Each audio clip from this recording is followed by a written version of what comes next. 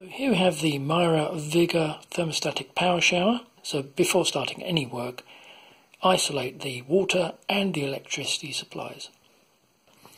Tools you're going to need, at least from the outset, are the Phillips screwdriver here. You might need a traditional slot head screwdriver, and you'll definitely need a torque screwdriver.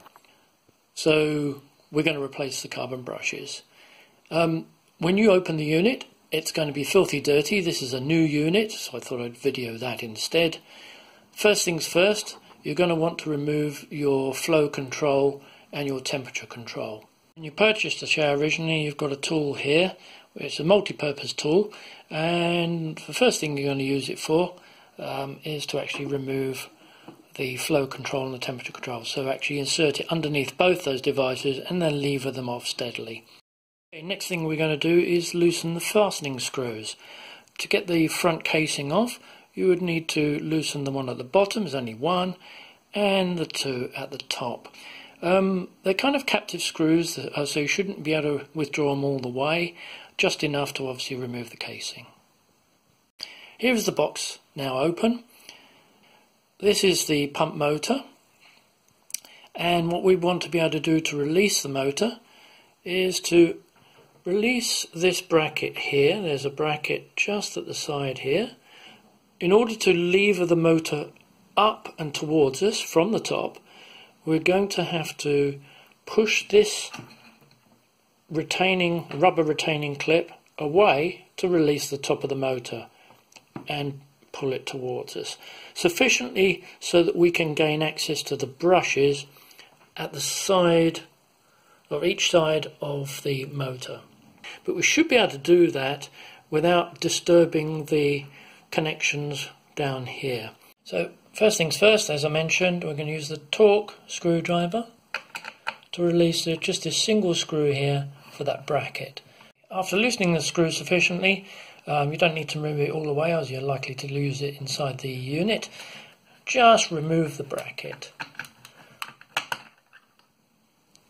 I would recommend that this wire here, this blue one, is removed away from there, so that as we move the motor away, it's not going to pull on the wire. You can see now I've got enough play in the motor, I can move it, tilt it forward from the top end.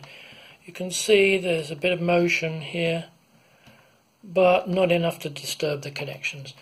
But what it will mean is that we can get round the side and have a look and access the carbon brushes. Okay, looking side on to the motor, you can see in the centre of the screen there a spring mechanism, and part of the spring there, literally a right angle piece, connects onto the end of the carbon brush. We need to be able to lever that tiny little right angle piece of the spring out and above or just beyond the carbon brush so that we can slip the carbon brush out. The carbon brush, so you can see here the front of the motor, there's no access to the brush, but round the rear there's actually a slot in the plastic casing. And what you can do then from behind is to lever the brush out. Move the spring from there and pushed it over to the top of the unit there, so it's free of the carbon brush. And you should be able to slide the carbon brush out from the mechanism. This is a new one you're looking at, not a worn one, but you will want a good quality one that doesn't wear down quick. The replacement carbon brush might need shaving down in order to slide back in really, and as you see here it will just push back into that slot, and then what we would do is get that retaining spring to drop back down and hold the block into its position. You have to do the same on the other side of the motor. Okay, we've dropped the motor back in. Just try to make sure that none of the wires are crimped or damaged when placing the motor back in. It is a good idea to replace both brushes at the same time so that you get even wear. Okay, with the motor then seated, replace the bracket back here.